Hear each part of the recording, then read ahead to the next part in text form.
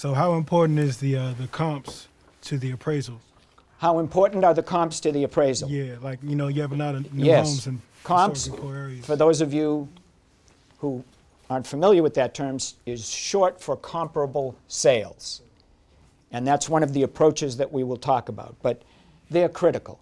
Right. If you don't have a good comparable sales selection, if the appraiser does not do a good job in the selection of comparables, the likelihood of that appraisal being accurate goes way, way down. So it's critical that the appraiser be competent and understands the market, understands the various neighborhoods, and understands the characteristics of the property so that they can make an appropriate and proper comparable sales selection. Well, what is an appropriate, like, mile radius? Like, I know it has to be within the neighborhood, but...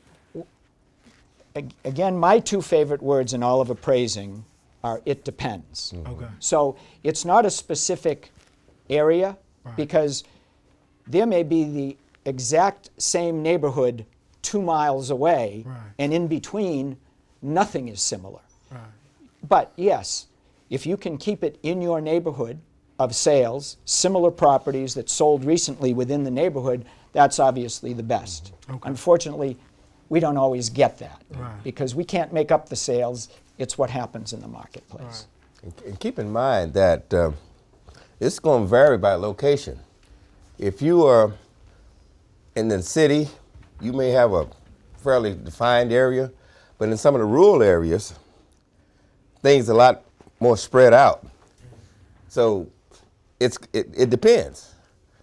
The key is the property that you're comparing it to something, I'm thinking as a buyer now, is this something that you would compare it to? In other words, would you buy this property if you couldn't buy the one that you're trying to get?